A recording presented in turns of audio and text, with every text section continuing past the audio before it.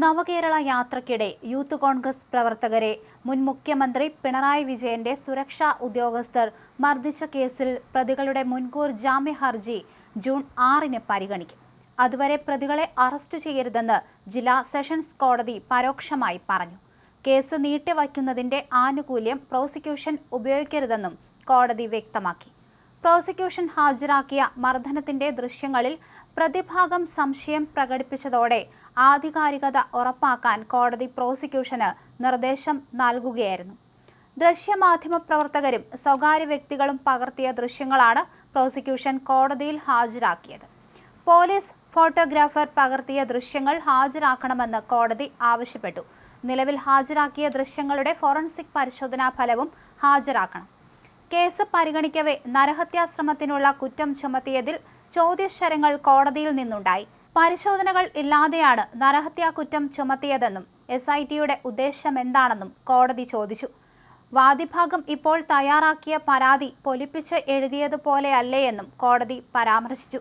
ദൃശ്യങ്ങൾ പ്രധാനമെന്ന് വ്യക്തമാക്കിയ കോടതി അന്വേഷണ ഉദ്യോഗസ്ഥനെ വിളിച്ചു വരുത്തി. ദൃശ്യങ്ങൾ പോലീസ് പകർത്തിയിട്ടില്ലെന്ന് ഉദ്യോഗസ്ഥൻ അറിയിച്ചു. ഗൺമാന്മാർ നൽകിയ മുൻകൂർ ജാമ്യാപേക്ഷയിൽ വാദം തുടരുകയാണ്. മുഖ്യമന്ത്രിയുടെ സുരക്ഷ മാത്രമല്ലേ ഗൺമാന്മാരുടെ ഡ്യൂട്ടിയെന്നും പുറത്തെ പ്രതിഷേധങ്ങളെ നേരിടേണ്ടതുണ്ടോ എന്നും കോടതി ചോദിച്ചു. VIP സുരക്ഷ ഗൺമാന്മാരുടെ ഉത്തരവാദിത്തമാണ്. മുഖ്യമന്ത്രി അടക്കമുള്ളവരെ സംരക്ഷിക്കുക മാത്രമാണ് ചെയ്തതെന്നാണ് പ്രതിഭാഗത്തിന്റെ വാദം. നിസ്സാര പരുക്കല്ലേ എന്ന് ചോദിച്ച കോടതിയോട് വൈകാരികമായാണ് വാദിഭാഗം പ്രതികരിച്ചത്. കോടതി ഇതൊന്നും കാണുന്നില്ലേയെന്നും അത് വിഷമകരമാണെന്നും അവർ വാദിച്ചു. 2023 ഡിസംബറിലാണ് സംഭവമുണ്ടായത്.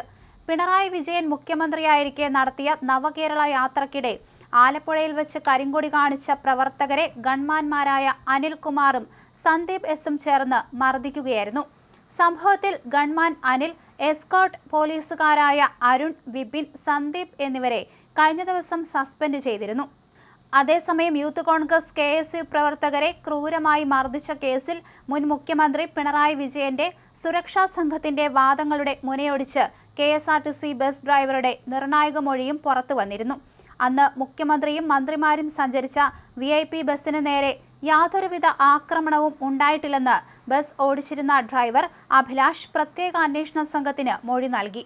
ഇതോടെ അക്രമത്തെ രക്ഷാപ്രവർത്തനം എന്ന് വിശേഷിപ്പിച്ച് അണികളെയും ഗൺമാനെയും ന്യായീകരിച്ച മുൻ ഭരണകൂടവും മുഖ്യമന്ത്രിയുടെ വിശ്വസ്തരും നിയമത്തിനു മുന്നിൽ പൂർണ്ണമായി പെടാനിരിക്കുകയാണ്.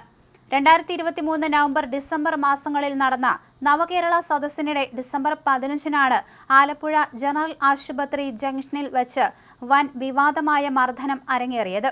ബസിന് സമീപം കരിങ്കൊടി കാണിച്ച് പ്രതിഷേധിച്ച KSU ജില്ലാ president AT Thomas, youth Congress സംസ്ഥാന സെക്രട്ടറി അജയ് ജുവൽ കുര്യാക്കോസ് എന്നിവരെ മുഖ്യമന്ത്രിയുടെ ഗൺമാൻ അനിൽകുമാറും സുരക്ഷാ സംഘവും ബസിൽ നിന്നിറങ്ങി തല്ലിച്ചതയ്ക്കുകയായിരുന്നു.